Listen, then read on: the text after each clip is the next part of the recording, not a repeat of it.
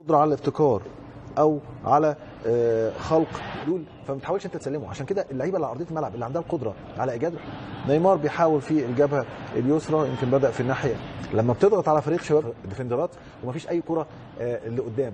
انا شوف من هذه ممكن فما عواد المصري وامبع جول النادي بالوزدان. اللاعب البيت الابيض في 60 تعتبر الحكم الكباير. يدخل على الطرف يعطي كرة صعبة جدا. هذه الكرة من بوراس، اللاعب الافلات ويضيع الثاني ويضيع